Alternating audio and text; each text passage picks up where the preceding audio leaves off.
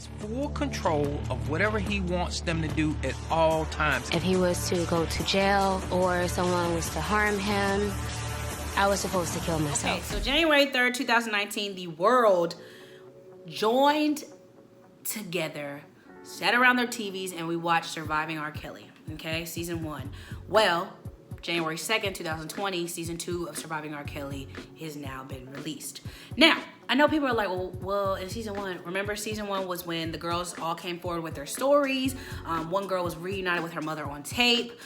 We meet Azriel, we meet Joycelyn, we meet all these different girls. We meet the girl, like all these different stories. The parents are telling their sides of the story and how they get mixed up. So that's all of season 1, all right? So season 2 is basically the aftermath of the documentary, like what happens after the documentary. So I figured, I was like, I don't know if I really want to watch this because like we've seen what has happened. Like literally he's been on the Shade Room like every week after the documentary was posted. He was partying, he was going to jail for child support, he got dropped from his label, like everything had planned out. But I guess there was more things that we didn't know. Like for example, the night of the premiere of Surviving R. Kelly, did y'all know that the premiere got shut down because they had a threat?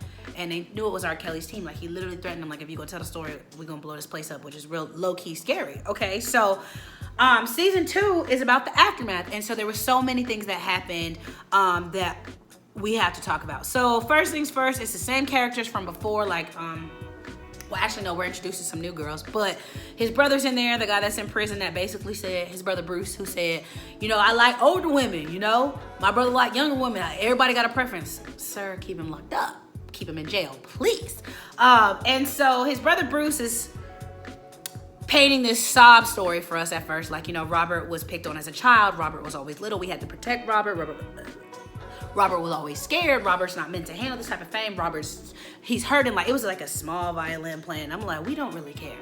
Because Robert was big and bad when he was molesting these little kids. Robert was big and bad when he was dating a 13-year-old girl. We do not care about the past at all.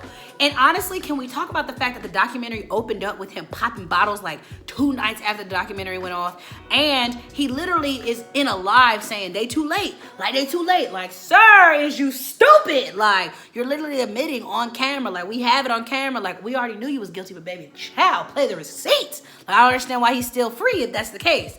So they're literally like going through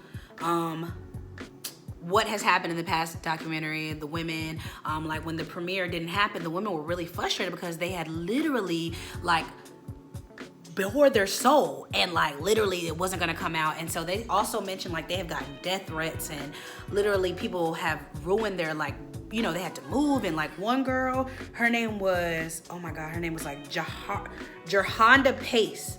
She was living in Chicago and she was in a grocery store and 2 people came to try to beat her up in front of her kids because she told her story about R. Kelly, which to me is baffling. Like one of the things they talked about in the documentary was like we were victim blaming, which, you know what? I gotta take my L for that too, because I was asking questions like, well, where were the parents? Like, why wasn't you? But you know, you can't blame the victims, they're the victims. So she was saying like so many people have blamed these victims that they had to move, they had to relocate, like they're not safe in their houses anymore. They get DMs every day, like death threats. And I'm just like, wow, that is beyond me. Like, we love this toxic person so bad that we're willing to like not believe this. Like, it would be different if everyone was telling a different story, but the stories are all the same. Like, everybody's telling the same story and people are still protecting him. I'm just like, I don't understand.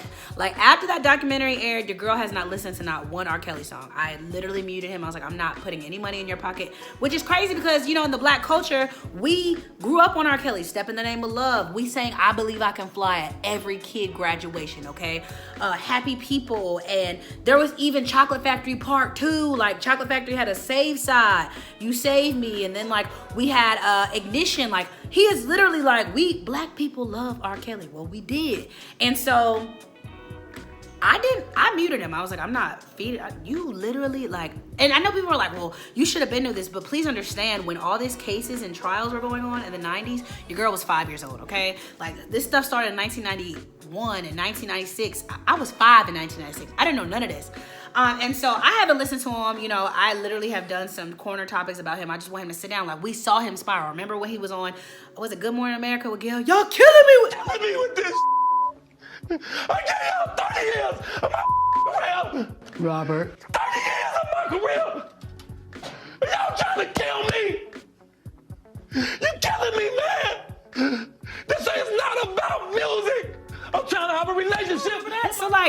legit, we watched him spiral. We watched him be guilty. So I really didn't understand what was going on with part 2. But yo, here's the thing that really threw me for a loop. In part 2 of the documentary, his younger brother Gary admits that R. Kelly told him, look, R. Kelly said that looks like my brother on the tape when he got caught sleeping with an underage girl. He's like, this is my brother on tape. I said, what type of snake man literally would throw his brother under the bus? Like, that should have told y'all everything y'all needed to know. And so his brother said that he called him to his house and was like, hey man, I need you to say that this was you on the tape. I'll pay you $50,000 and I'll buy you a car.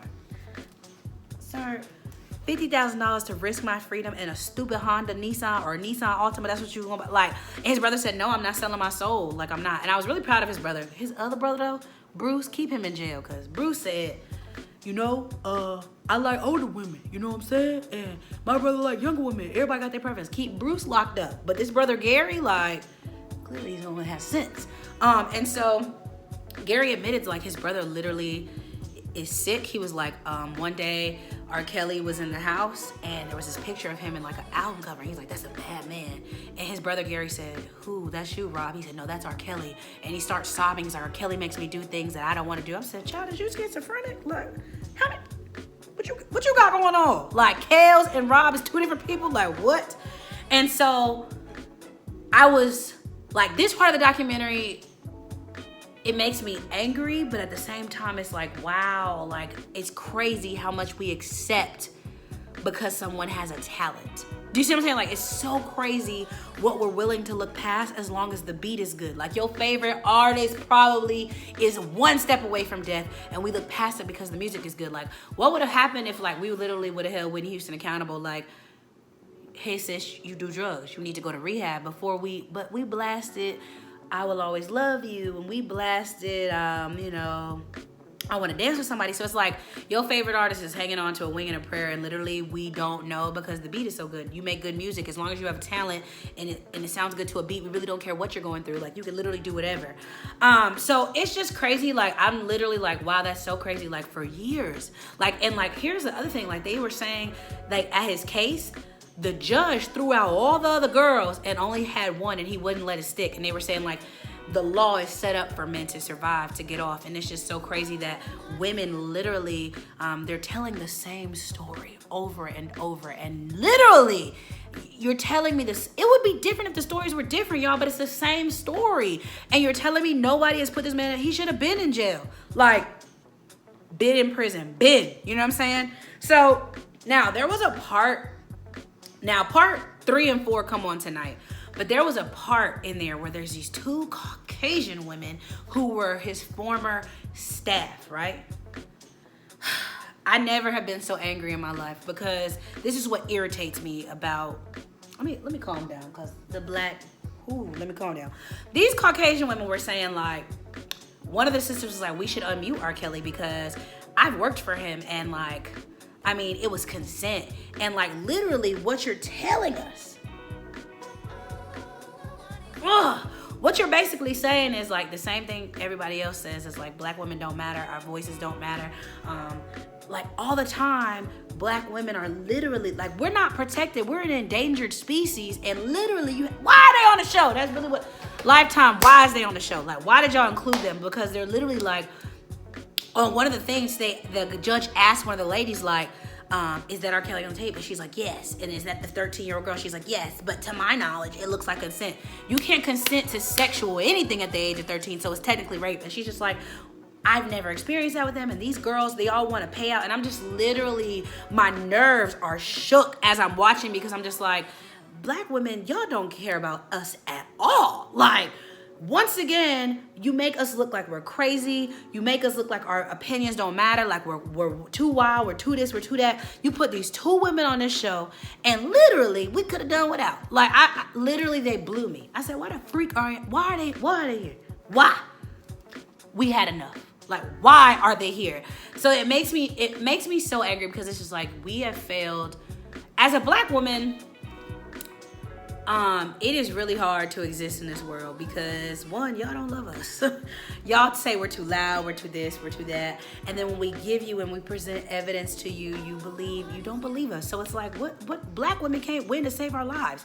Yet we're always riding for the black man. We're always talking about he's our king, and when people are getting gunned down in the streets, it's us protecting y'all. But y'all don't value black women. If these were any other colored girls, y'all would care. He would have been thrown in the jail. But you don't value black women, and to me, it's frustrating. It's really hard to be a black woman, but you know what? I'm gonna shut up. I'm gonna be quiet. So, and also we meet this girl named Tiffany, who she was called the cable girl because she used to hook R.Kelly up with 15-year-old girls, and Tiffany was the very first girl. And she said that R.Kelly used to make her go get his 15-year-old friends, and he would sleep with them. And Tiffany got pregnant. He basically told her, like, this will not be my baby, so you better figure it out. And he paid her $250,000 to keep quiet, and she kept it, and she took it. She signed a NDA, and that's the same thing Aaliyah did. And so that's how he got away with it. That's how he keeps getting away with it. I am really interested to see how part 3 and 4 go tonight, because I'm just like, at this point, ain't really much to say. Like, y'all failed. Because if you were like, now if you was born in my generation, we didn't really fail because we didn't really know. Like, you don't know. Like, we don't know much about Tupac and Biggie because when they died, we was coming out the womb. So we don't know this information. But to the people that are older, like to the people that are above my generation, to the people that have kids, that are starting to have kids or have grandkids maybe, the fact that you condone his behavior because the beat was good bothers me. The fact that you accepted his poor behavior because the beat was good bothers me. There is a problem, okay? That's a problem. And so, you know, I can't wait to see what part 2, season 2 continues. Hopefully it's not as emotional because it's just sad. Like, one of the girls in there, her name was Faith, and she's a pastor's kid, and she got herpes from this man, and like her life is in shambles. And it's literally like, girl. And people are like, well, the parents are to blame. And I'm like, no, not really, because she said she was lying to her parents. And at 15 and 16 and 17, you're so impressionable. Like, we believe anything. Like, at 15, I barely had breasts. So if a man told me I was cute, I was believing that thing. So you're so impressionable at 15 that I honestly can't. You were manipulated. He manipulated you. He manipulated you. And as a grown man, that like, if this was anybody else, they would have been in the jail. So I'm just like, do we excuse his poor behavior because he makes good music? Like, somebody let me know. Y'all let me know what y'all thought. We'll be back for round 2 probably tomorrow. I love y'all. We'll talk later. Bye.